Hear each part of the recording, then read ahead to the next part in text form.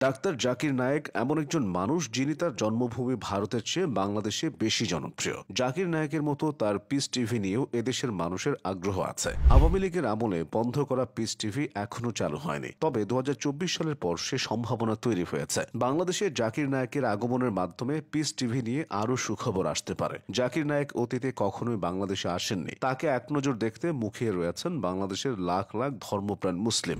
ভিন দেশে এত জনপ্রিয়তা ও গ্রহণযোগ্য তিনি এমনি এমনি পাননি। বিশ্ব মুসলিমের হেদায়েতের জন্য জাকির নায়েকের ভূমিকাকে সবাই সম্মানের চোখে দেখে। বাংলাদেশেও এর ব্যতিক্রম নয়। অমুসলিমরা তার কথা শুনে ইসলাম গ্রহণ করে। বিষয়টা জাকির নায়েককে বাংলাদেশের মুসলিমদের কাছে ব্যাপক জনপ্রিয় করেছে। যে প্রশ্নই করা হোক না কেন, জাকির নায়েকের কাছে সব প্রশ্নের উত্তরই থাকে। তার বক্তৃতা ও কথাগুলো বাংলাদেশের মানুষ দেখতে পেত পিস টিভির মাধ্যমে। ২০০৬ সালে জাকির নায়েক পিস টিভি প্রতিষ্ঠা করেছিলেন। তখন বিভিন্ন ভাষায় এটি প্রচারিত হতো। ২০১১ সালের ২২ এপ্রিল পিস টিভি বাংলা সম্প্রচার শুরু হয়। এরপর বাংলাদেশে জাকির নায়েক ও তার এ টিভির জনপ্রিয়তা বাড়তে থাকে। ২০১৬ সালের জুলাই পর্যন্ত এটির সম্প্রচার চালু ছিল, কিন্তু হলি আর্টিজান পর তৎকালীন আওয়ামী লীগ সরকার পিস টিভির স্যাটেলাইট ও অনলাইন সিগন্যাল বন্ধ করে দেয়। অভিযোগ ছিল ওই ঘটনায় এক অভিযুক্ত জাকির নায়েকের বক্তৃতায় অনুপ্রাণিত ছিলেন। হোলি আর্টিজানের ঘটনাটির পর দিল্লি থেকেও জাকির নায়েকের উপর অনুসন্ধান চালানো হয় এবং ভারতেও পিস টিভির সম্প্রচার বন্ধ করা হয়।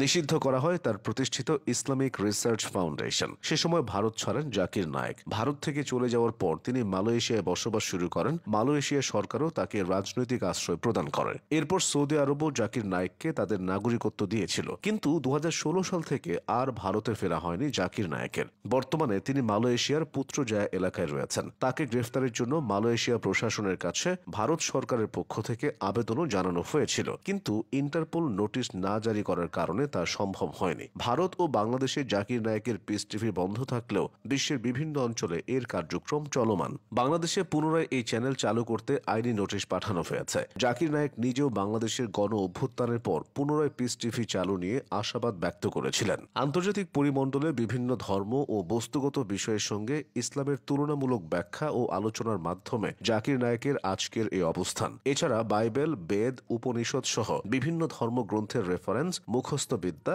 বিজ্ঞান ও ইতিহাসের উদ্ধৃতি দিয়ে তার আলোচনা শ্রোতাদের আকৃষ্ট করতে সক্ষম হয়েছে। ডাক্তার জাকির নায়েকের অন্যতম জনপ্রিয় থিম হল বিজ্ঞানের সূত্র দিয়ে কোরআনকে যাচাই করা। একটি জরিপে ২০০৯ সালে তিনি সমকালীন বিশ্বের সবচেয়ে ধর্মীয় প্রভাবশালী তৃতীয় ব্যক্তি হিসেবে পরিগণিত হন। ২০০৯, ২০১০, ২০১১ এবং ২০১২ সালের ৫০০ সবচেয়ে প্রভাবশালী মুসলিমের তালিকায় তাকে অন্তর্ভুক্ত করা হয়েছিল। মুসলিম বিশ্বে জনপ্রিয় হলেও জাকির নায়েক তার কোনো বক্তব্য ও মতের জন্য সমালোচিত হয়েছেন। বাংলাদেশের সকল মতের মুসলিমরাও তার মতাদর্শের পক্ষে নন, যদিও তিনি নিজের মতাদর্শে অটল থেকেছেন। ইসলাম বিষয়ক আলোচনার নতুন যে ধারার মাধ্যমে জাকির নায়েক ব্যাপক আলোচিত হয়েছেন, তা মূলত শুরু করেছিলেন তারই গুরু, ভারতীয় বংশোদ্ভূত দক্ষিণ আফ্রিকান নাগরিক শায়খ আহমদ দিদাত। ইসলামের এই প্রখ্যাত দায়ীর মাধ্যমে অনুপ্রাণিত হওয়ার কথা নিজেই এক বক্তৃতায় বলেছিলেন জাকির নায়েক। আহমদ দিদাতের পর জাকির নায়েক দ্বিতীয় ব্যক্তি হিসেবে পরিচিত যিনি ইসলামের বিরুদ্ধে নানা অভিযোগ লেকচারের মাধ্যমে খণ্ডন করেছেন। এছাড়া ইসলামের সর্বজনীন আদর্শ